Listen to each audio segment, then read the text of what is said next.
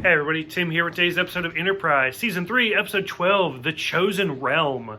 So, religion and Star Trek in general have kind of gone back and forth. Like, it wasn't talked about a whole lot, like, especially religious holidays was never a huge thing, like, bringing up, like, Christmas and stuff like that.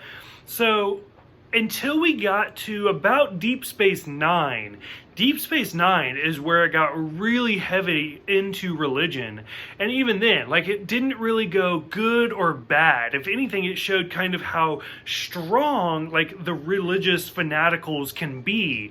Where, like, the Kai and stuff like that are just willing to go to whatever means necessary to appease the gods. This episode is kind of in that same ilk, where it's like, it's all about like the religious dogma and how these like priests, whatever, fanatics take over the Enterprise. And the guy even says like, oh, we have this biological thing, so we can kill ourselves and turn ourselves into human bombs at any time. And he actually does it. And that scene is amazing, by the way, where you see the guy like stab himself and activate it. And to watch this suicide bomber, and you gotta think, this episode came out in like 2003, 2004, so we were like in the middle of a war and all sorts of stuff like that coming out of September 11th, so suicide bombers was a huge thing. And the woman who walks up on that guy, and she just looks at him and is like, oh, I'm about to die. And then the explosion outside of Enterprise, like, it was a really hard scene to watch. Like, it was really well done.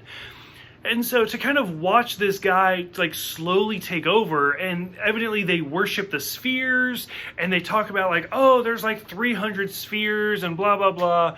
And Archer's like, or it's T'Pol. T'Pol's like, really? There's only, like, 50. And he's like, I think your number's wrong.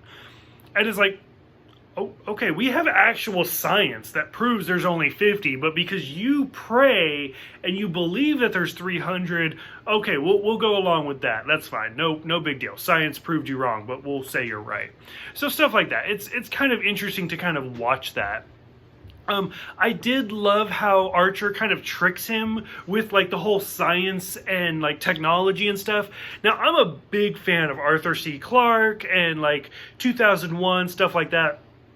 And one of my favorite quotes by him, which is kind of sad because it's one of my favorite quotes, but I don't remember how it goes, so I just kind of paraphrase it, where it's like, religion is science that man has yet to explain, something along that lines. Whereas like if like we take cell phones for granted, no big deal, whatever. Go back to like the 1900s with a cell phone and they're going to think like it's magic. No, it's just science. Like, it's no big deal. So stuff like that.